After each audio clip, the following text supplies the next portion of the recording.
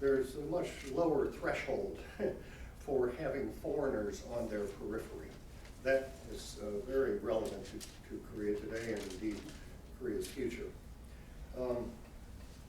Third element, I'd say, in Chinese thinking about Asia is to promote dependence amongst countries of Asia on China.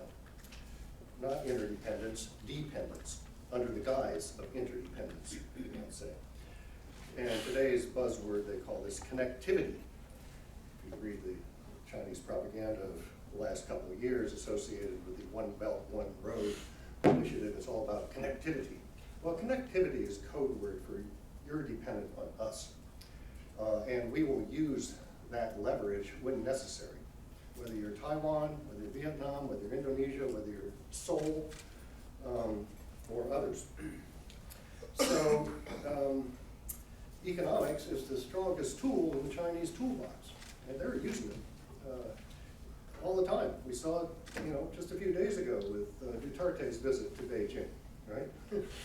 You are rewarded, just like the tribute system used to operate. You are rewarded for your fidelity. And if you take what Duterte said in Beijing, you sort of plug it into some Ming and Qing dynasty tribute visits from the periphery to the emperor, with not a lot different there.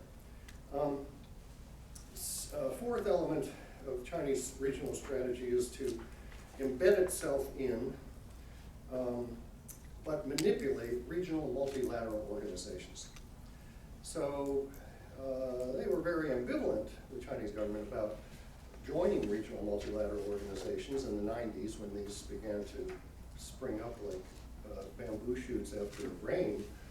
They proliferated throughout the 90s and into the 2000s. The Chinese were first very ambivalent about participating in them. They were very suspicious of them. They saw them as American tools of containment, and they didn't want anything to do with them. But then the ASEAN countries in particular kept telling Beijing, no, these regional groupings are not tools of the Americans. We, ASEAN, will see to it. And just come along as observers. You don't even have to join. Just come and be an observer for a while, see how we operate, and then hopefully you will feel more comfortable about joining. Well, that's precisely what the Chinese did in 1996, 7, 8, and 9. Those 4 years are crucial. If you look back, and they sent observers, and they found, and lo and behold, the Americans weren't even in the room. And that the agenda and the subjects being discussed did not reflect Washington's priorities at all. They reflected ASEAN community building concepts. And that resonated with the Chinese, frankly. They found a kind of consummate perspective with ASEAN, and it gave them a comfort level to join. And so they joined, and now they're in all of them. But as is frequently the case with China, once they embed themselves in an organization, maybe it's not just China, maybe it's big powers in general, they begin to become manipulative. And that is what we've seen in several of these dialogue groupings. I have a Singaporean government colleague who has worked with and observed the Chinese in a number of these forums. And he said at first the Chinese were very happy to sit in the back seat and let ASEAN drive the multilateral car in East Asia. Then he said they moved into the front seat, they opened the glove box, pulled out the map. Now they're telling us, ASEAN, how to drive and where to go. It's just a matter of time before they take over the steering wheel altogether. It's a metaphor, it's a kind of a joke, but this is from someone who has watched their behavior up close. So, the Chinese are in all these multilateral organizations. That's good. You wouldn't want a regional multilateral organization without China in it, right? But there's a price to pay once China is in. Fifth element of their regional strategy, I would say, is to reduce or diminish any regional perceptions of a China threat. Well, that's a tough sell, particularly in Southeast Asia, given China's history during the 60s and the 70s, and the South China Sea issue today, and the Chinese military capacity that's been building steadily. They are perceived in various places of the region to be at least a potential threat, if not a present threat. So the Chinese is, try and counter that.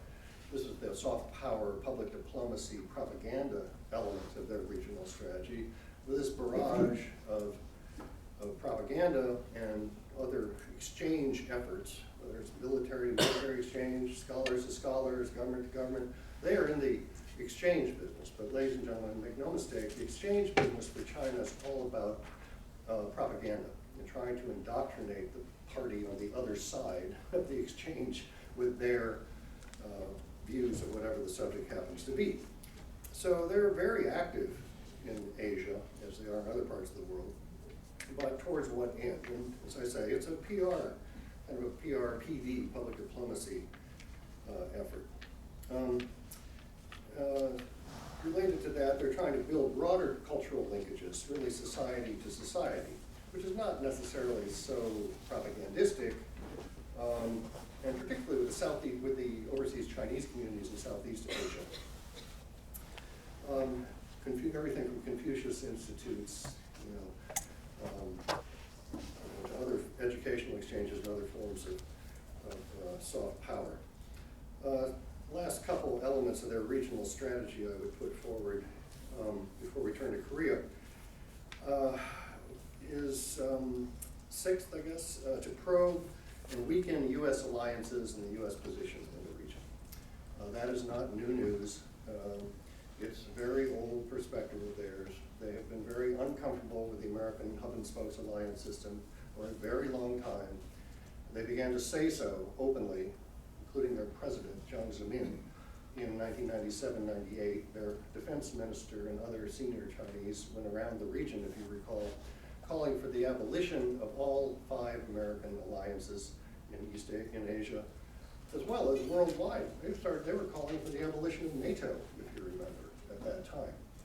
And they got pushback, actually. They got pushback not just from the 5 American allies in Asia, but from a number of non-allied states who said, look, this security system has provided stability and security for the region as a whole, and even if we're not an ally, like countries like Malaysia, like Singapore, like Vietnam, said we still benefit from this, and we have no intention of breaking those alliances, and we don't want our 5 neighbors to do so either. So the Chinese got pushback in the late 90s from Southeast Asian countries in particular, and a little bit from Seoul, I must say, at that time. And so they shut up in the wake of that. The Chinese leaders stopped calling openly and publicly for the abolition of American alliances in Asia, but they haven't changed their mind at all, ladies and gentlemen. They still are very uncomfortable, to put it mildly, with these alliances and American military forward deployed forces, and they want both of them gone. Why? Because that is the major impediment to them dominating their region, the United States. We are in the way of where they want to go. So the last point is bilaterally. What do they want to do with different countries in the region? Let me just give you a series of quick snapshots. First, they want to isolate Japan, prop up North Korea, co-opt South Korea, divide ASEAN, emphasize Central Asia, and expand its presence in South Asia and the Indian Ocean. So if there were such a secret document where the Chinese laid out what their regional strategy is, I would suspect a number of those elements would be on it. Okay, so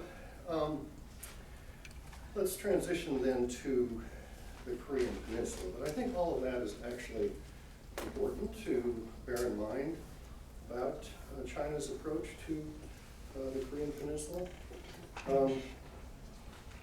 Basically speaking, I think China's overall approach to the Korean Peninsula animates from the first of my points about the region.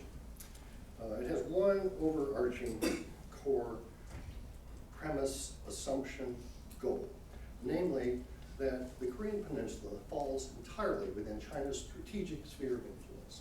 It is the Caribbean, it is to China what the Caribbean or Central America is to the United States, or the Baltics and the Crimea are to Russia. This is more than the backyard. This is part of the front yard. This is the side yard, whatever the analogy would be Chinese assume, and there's a lot of historical reason to understand where they come to this assumption, because Korea was by far the most integrated and docile element of the tribute system on China's periphery of any of the other states. So that's their starting point, right? They should have, therefore, it's unarticulated, they don't say it publicly, that it's their natural sphere of influence. But I think that's their core assumption, and as is their natural sphere of influence, they should have the preponderant, decisive say about how things go on the Korean Peninsula. They should have a so-called veto power, I guess is what political scientists would call it today. Now, if they do have such a determining say, what's their broader agenda? What are their more specific goals?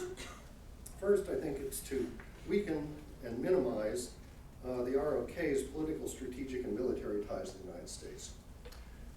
That's consonant with their broader perspective about the American military strategic alliance system in Asia. So the American alliance with the ROK and forward deployed troops and all that is seen both in the regional context, but it's right on China's doorstep. And of course, it's for China the legacy of the Korean War, which we have to remind ourselves China entered because of its sensitivity about borders, I would argue. Hypersensitivity about border encroachment, not to mention MacArthur's threatening to strangle new China in its cradle, unquote, and use nuclear weapons against the newly founded PRC, which he did. And that's why one of the reasons Truman said, "Enough is enough, sir, time for you to retire." So the Chinese have that memory. But the American forces in the alliance are the legacy of that for them. And secondly, for the Chinese, with regard to the peninsula as a whole, is to minimize Japan's, any role for Japan on the peninsula. Now, you know the history here, obviously.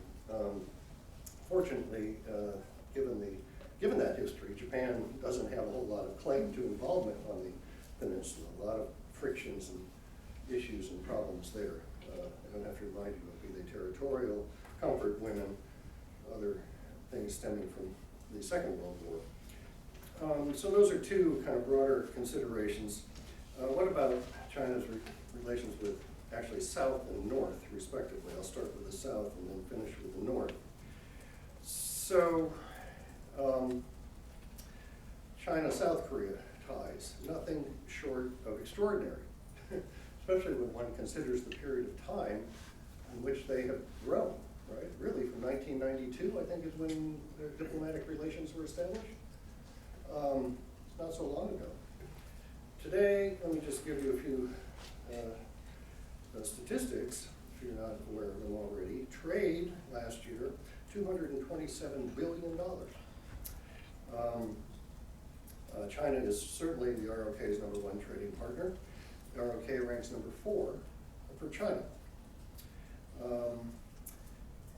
Economically, in terms of investment, ROK investment has been through a kind of interesting cycle. It took off in the late 90s, early 2000s, as say ROK investment into mainland China peaked in 2004 at $6.25 billion, then began to level off and decline, in fact, and we've seen a kind of rebound of sorts in the last couple of years. Last year, 2015, it got back up to $5.3 billion is the I have.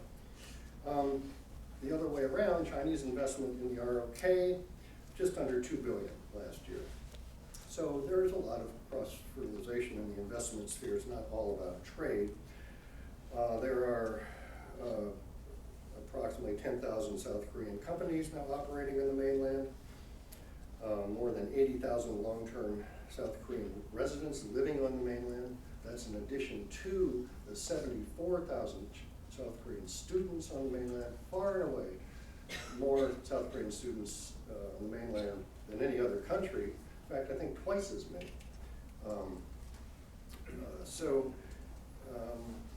Tourists, another element, not an unimportant element, because tourists spend money.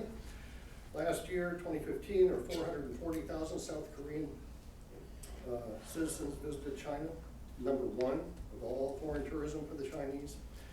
And the figure I got yesterday, it seems awfully high to me, but it was 4.7 million Chinese went to South Korea. 10 times. That seems awfully high. I see one of my former students in the audience, maybe she can verify that. But certainly, as I say, tourists spend money. There's a lot of bodies going back and forth, more than 200 flights a day, lots of shipping, other transport linkages, et cetera, et cetera. These two countries are really joined at the hip in a lot of ways. And that's positive and stabilizing, I think. As I say, it's part of China's strategy to co-opt South Korea. What do the Chinese want out of this? Neutralization and eventually co-optation.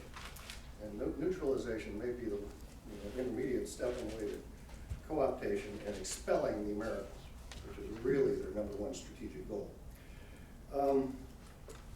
So what about political relations? Well, you know better than I do, but it's had its ups and downs. Generally positive, though, since '92. President Park, when she entered office, placed very high value on China. She's the only, other than Putin, the only significant head of state to have shown up at the parade in Tiananmen Square last year. I think that's shameful, frankly. But she did it because she was placing a lot of hope in China delivering on North Korea. But China did not deliver on North Korea. China never seems to deliver on North Korea. We're going to go into that in a second. Why doesn't China deliver on North Korea? But I would say that after the parade, or around that time, she